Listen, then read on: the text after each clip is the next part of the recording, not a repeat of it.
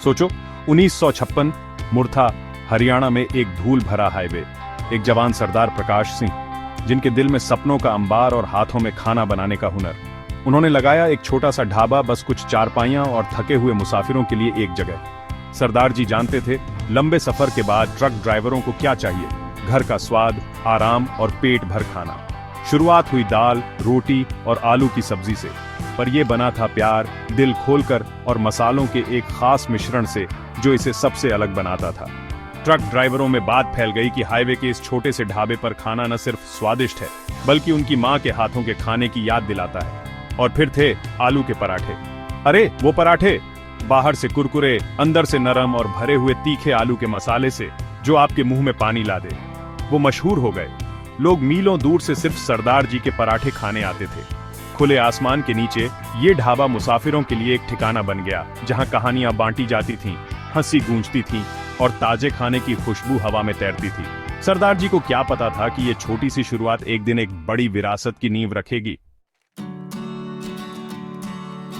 सरदार जी के ढाबे की कामयाबी सिर्फ खाने की नहीं थी, ये उस अनुभव की थी। वो हर ग्राहक के साथ अपने परिवार जैसा व्यवहार करते थे।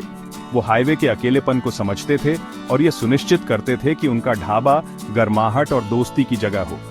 ट्रक ड्राइवर, मुसाफिर, परिवार, सभी का स्वागत था। जैसे जैसे साल बीतते गए, ढाबे की लोकप्रियता बढ़ती गई। जो कभी ट्रक ड्राइवरों के लिए एक पड़ाव था, वो अब हर वर्ग के लोगों के लिए एक पसंदीदा भोजन स्थल बन गया। सड़क यात्रा पर निकले परिवार, घर के खाने के स्वाद के लिए तरसते सेलिब्रिटी, यहाँ तक कि विदेशी पर्यटक भी सभी अमृत सुखदेव ढाबे पर आते थे। ढाबा पंजाबी मेहमान नवाजी का प्रतीक बन गया।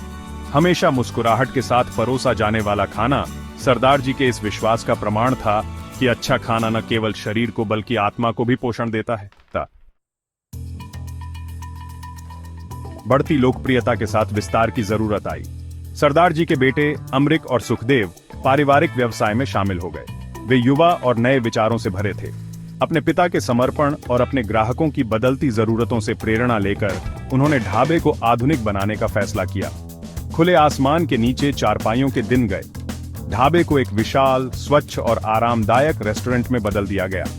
उन्होंने मेनू का विस्तार किया, अलग अलग स्वादों को पूरा करने के लिए और भी कई तरह के व्यंजन जोड़े, लेकिन खाने का मूल स्वाद वही रहा, सादा, प्रामाणिक और स्वाद से भरपूर। उनकी मेहनत रंग लाई।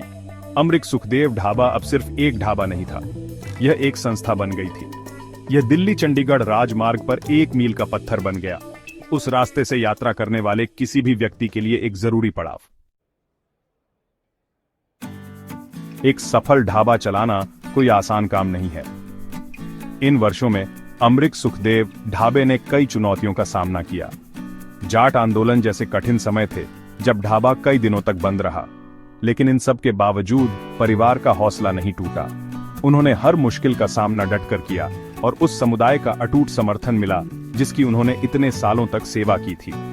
आज अमृत सुखदेव ढाबा इस बात का एक जीता जागता उदाहरण है कि कैसे एक सपना, कड़ी मेहनत और गुणवत्ता के प्रति प्रतिबद्धता एक विरासत बना सकती है। एक छोटे से सड़क किनारे के ढाबे से लेकर विश्व स्तर पर मान्यता प्राप्त भोजन स्थल तक, अमृत सुखदेव ढाबे की यात्रा सभी के लिए प्रेरणा है। और यह सब सरदार प्रकाश सिंह के एक सपने से शुरू हुआ, प्यार से अच्छा खाना परोसना और हर मेहमान को परिवार जैसा महसूस कराना। और यही वो खास मसाला है जो अमृत सुखदेव ढाबे को इतना खास बनाता है। कृपया इस वीडियो को लाइक, सब्सक्राइब और शेयर करें ताकि आप हमारा समर्थन कर सकें।